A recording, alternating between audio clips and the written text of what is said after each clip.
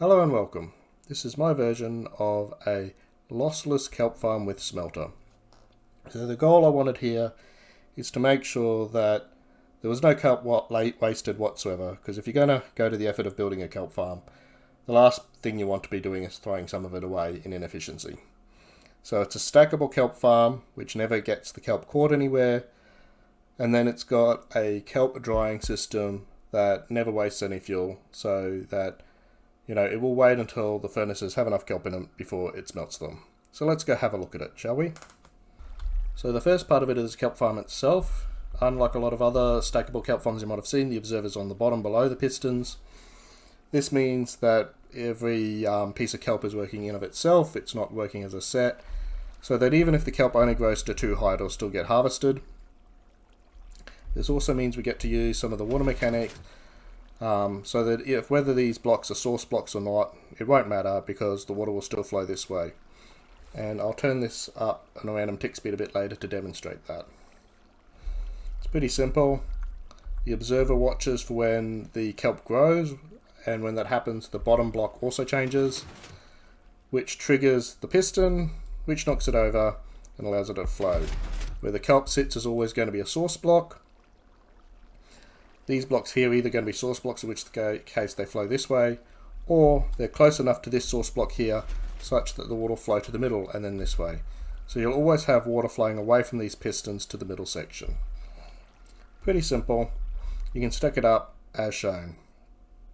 This then leads into the drying system. Now this is probably a bit excessive for a kelp farm of that size. However, as you can see, the kelp is collecting in here, and I've got it set up so that these furnaces only receive fuel if they've got enough kelp in them. So over here we have a simple hopper clock. Inside the hopper clock we have 1 stack in 62.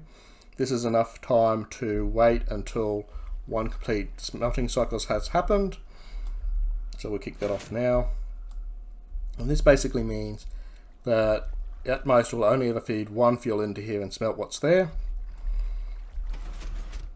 There's comparators at the back, so when this comparator has enough signal to turn off that comparator, it will then allow this hopper to be unlocked at the same time as this signal unlocks. So if we have a look in here now, we might just speed this up a little bit.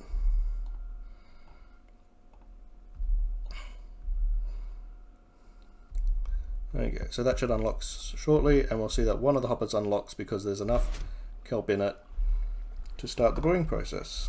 Well, drying process, and that'll dry some kelp for us, automatically bringing it down here. So just to show that this is robust, I'm going to up the random tick speed, which will really put the farm on fire. And this is just to show that, regardless of the pattern of what the pistons are doing, you're not going to actually end up breaking it. So we'll stop this in a second.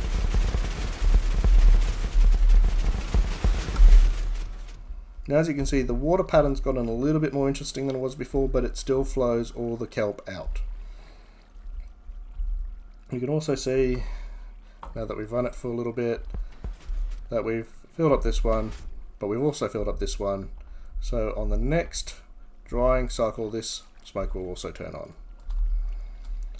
So the only other thing I want to show you is how you build one of these layers, in particular what happens with getting the water right. So each layer has observers, repeaters, some form of solid block, note blocks, I have some kelp, and some pistons. So you start by doing with the observers. Now this is a maximum width of 12. You can do it less than 12, but no more than 12. So we'll just go through with the observers. 1, 2, 3, 4, 5, 6, 7, 8, 9, 10, 11, 12. Then we'll add the repeaters down.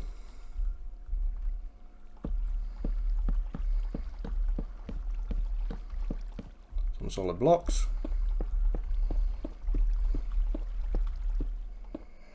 Note blocks. And then finally we'll do the pistons. We're not going to do the last set of observers just yet, and this is because we don't want these pistons firing as we set up the water. Okay, so then we need to do some more glass blocks. So we need to have a block for a source block here. Same on the other side.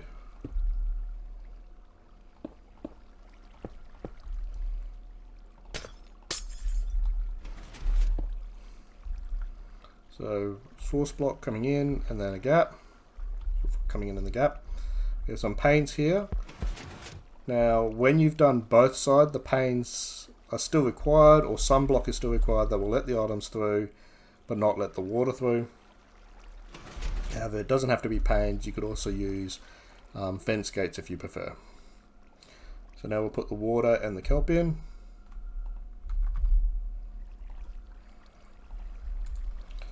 So we just start by going along the top. So water, water, water. Just getting source blocks all along the top. And then as we put the kelp in, you'll see that the kelp will cause the water to overflow. So we don't have to sort out the flowing, we don't have to do anything with slabs, we just have to put the kelp in. And then after that we can put our final set of observers in. Right there. Holding down shift because we've got no blocks. And then we just check to see if any of the kelp's grown while we were watching this. It hasn't, but if it does, you just tap the note block to force the piston. And that's pretty much it. That's the layer. And you just can add them up as high as you like. And this system will make sure that it will dry the kelp if there's enough in the smelter to do a full fuel. Otherwise, it will just leave it alone and wait until it's got enough in there.